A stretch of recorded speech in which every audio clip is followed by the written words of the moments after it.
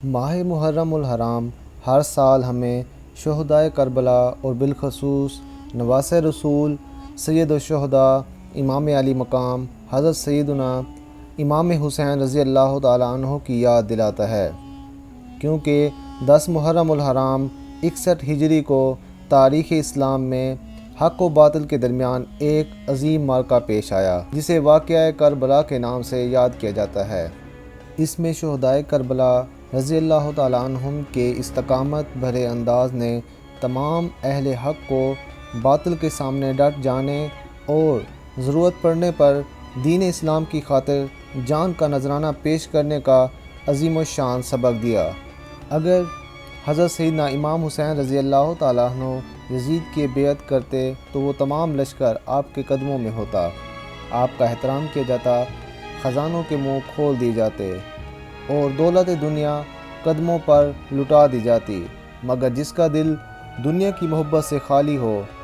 بلکہ خود دنیا جس کے گھر کی خادمہ ہو، وہ اس دنیا کے رنگ و روپ پر کیا نظر ڈالے گا۔ حضرت سیدنا امام حسین رضی اللہ تعالیٰ عنہ نے راحت دنیا کے منہ پر ٹھوکر مار دی اور راہ حق میں پہنچنے والی مصیبتوں کا خوش دلی سے استقبال کیا، اور اس قدر آزمائشوں کے باوجود یزید پلید جیسے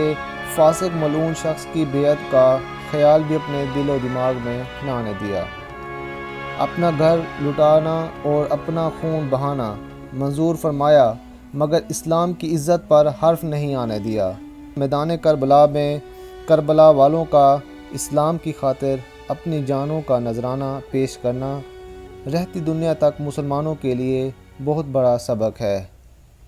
قتل حسین اصل میں مرگ یزید ہے، قتل حسین اصل میں مرگ یزید ہے، اسلام زندہ ہوتا ہے ہر کربلا کے بعد۔ کاش ہم بھی اہل بیت اطہار کی محبت و الفت کو دل میں بساتے ہوئے ان کی مبارک سیرت پر عمل کر کے دنیا و آخرت کو روشن بنائیں اور اللہ پاک کی رضا اور خوشنودی حاصل کریں۔ گھر لٹانا جان دینا کوئی تجھ سے سیکھ جائے، گھر لٹانا جان دینا